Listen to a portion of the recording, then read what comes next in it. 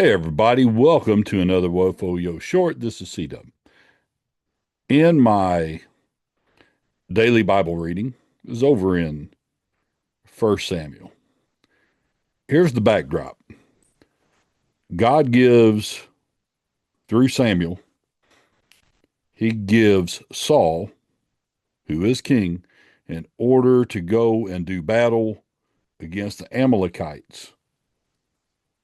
The order is scorched earth. Nothing remains, nothing. That's it. No women, no children, no livestock, no nothing. This is a very Old Testament story, but it has some very New Testament principles. 1 Samuel 15, verse 7. So Saul's received this command here in verse 7. Then Saul defeated the Amalekites from Havilah going toward Shur, which is east of Egypt. He captured Agag, king of the Amalekites, alive and completely destroyed all the people with the edge of the sword. But Saul and the people spared Agag and the best of the sheep, the oxen, the more valuable animals, the lambs, and everything that was good, and were unwilling to destroy them completely. But everything despicable and weak, that they completely destroyed.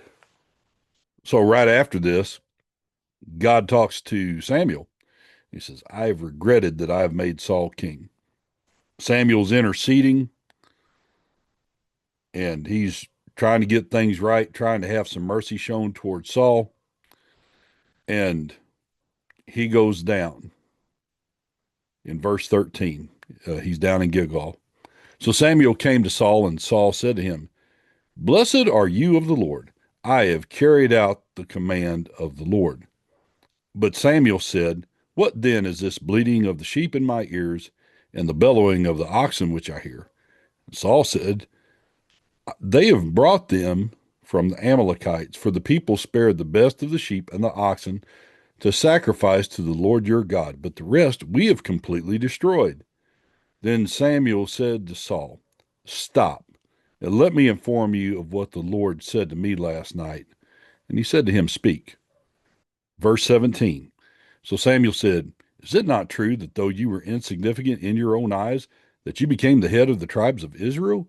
For the Lord anointed you as king over Israel.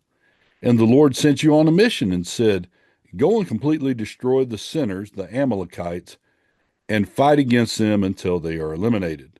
Why then did you not obey the voice of the Lord? Instead, you loudly rushed upon the spoils and did what was evil in the sight of the Lord. Verse 20. Then Saul said to Samuel, I did obey the voice of the Lord, for I went on the mission which the Lord sent me, and I have brought Agag, king of Amalek, and have completely destroyed the Amalekites. But the people took some of the spoils and the sheep and the oxen, the choices of the things designated for destruction, to sacrifice to the Lord your God at Gilgal. Samuel said, Does the Lord have as much delight in burnt offerings and sacrifices as in obeying the voice of the Lord? Behold, to obey is better than sacrifice, and to pay attention is better than the fat of rams. For rebellion is as reprehensible as the sin of divination, King James says witchcraft, and insubordination as reprehensible as false religion and idolatry. Since you have rejected the word of the Lord, he has also rejected you from being king. And this is one of the things that sets in motion Samuel going to anoint David in the next chapter as king. If you've been a believer and if you have any scriptural literacy, and I'm not saying that in a demeaning way, but this is not an unknown story.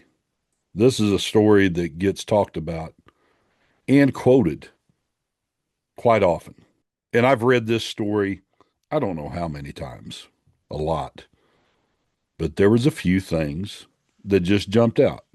Might be because I'm reading a different translation than the two or three I usually read.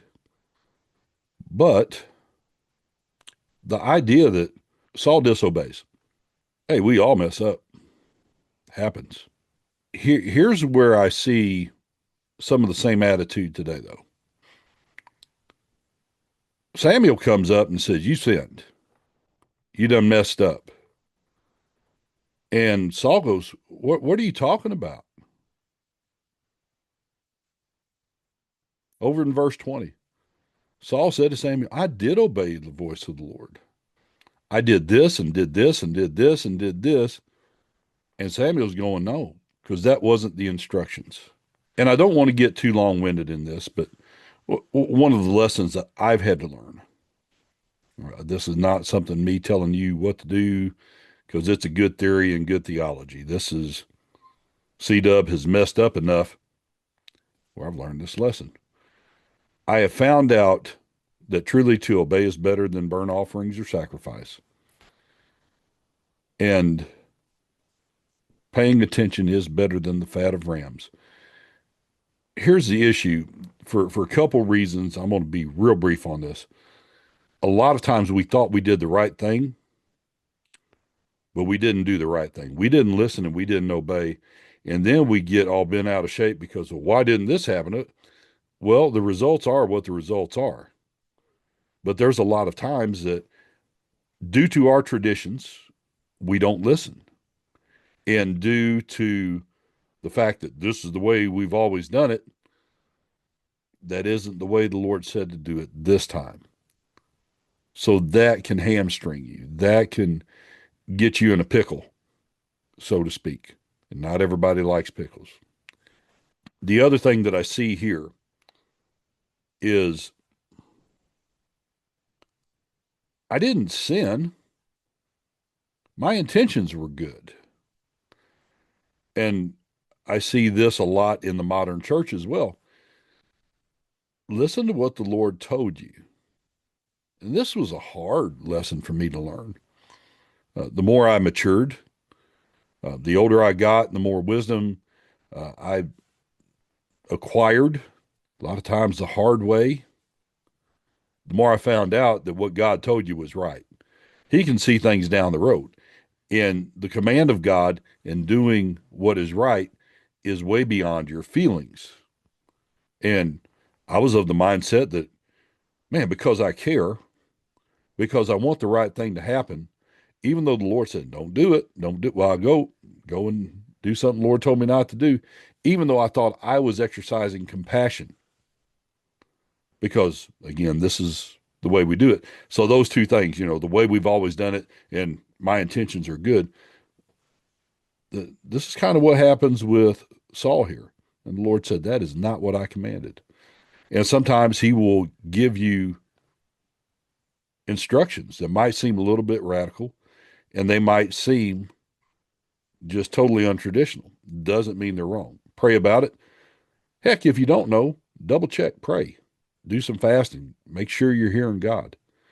But once you know what the instructions are, I'm telling you, there's no amount of good intentions, no amount of, well, I'm just acting in love, no amount of that, or no amount of, well, brother, this is just the way we do it, is going to excuse when things get foobar because you were disobedient or I was disobedient.